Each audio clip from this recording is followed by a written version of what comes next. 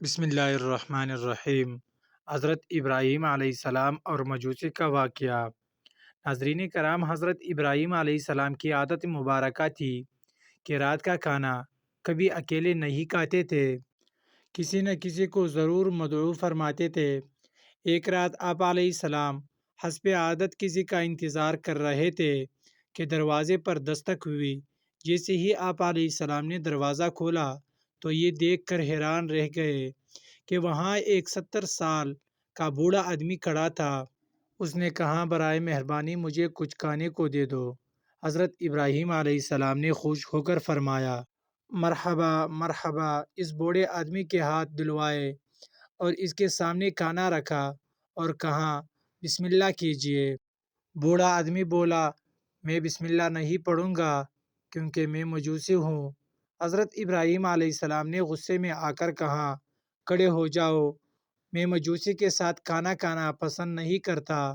وہ بوڑھا شخص تو چلا گیا، مگر ادھر پلک چپکتے ہی جبرائیل علیہ السلام نے حاضری دی اور بولے، اے نبی اللہ، اللہ نے فرمایا وہ منکر تو میرا ہے۔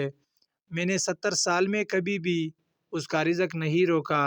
70 سال سے وہ میری نافرمانی کر رہا ہے، مجھے نہیں مانتا، مجھ پر ایمان نہیں لاتا، لیکن اس کے باوجود 70 سالوں میں سے ایک بھی دن میں نے اس کو بھوکا نہیں سلایا۔ حضرت ابراہیم علیہ السلام یہ بات سنتے ہی اس مجوسی کے پیچھے دوڑے۔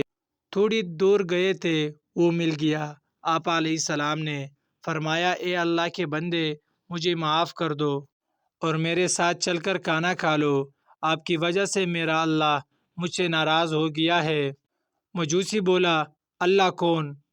آپ علیہ السلام نے فرمایا کہ وہ ذات جس نے ساری کائنات کو پیدا کیا ہے، اللہ وہ ہے جس نے ہر شے کو تخلیق کیا ہے اور خوبصورت شکل میں ڈالا ہے۔ اللہ وہ ہے جو تمام مخلوقات کو رزق دیتا ہے، جس نے تجھے اور مجھے اب تک زندہ رکھا ہوا ہے۔ مجوسی حضرت ابراہیم علیہ السلام کی بات سن کر رونے لگا اور بولا کہ کیا کہنے ہیں تیرے رب کے، اے اللہ کے بندے، تیرا رب تو بہت عظیم ہے، میں تیرے رب پر ایمان لاتا ہوں۔ ناظرین کرام، ہمیں نفرت گناہگار سے نہیں بلکہ گناہ سے کرنی چاہیے۔ جو کوئی بھی انسان کسی گناہ میں مبتلا ہو، ہمیں اس سے نفرت نہیں کرنی چاہیے بلکہ اس کے لیے ہدایت کی دعا کرنی چاہیے۔ اللہ پاک ہم سب کو سمجھنے اور نیک عمل کرنے کی توفیق عطا فرمائے، آمین۔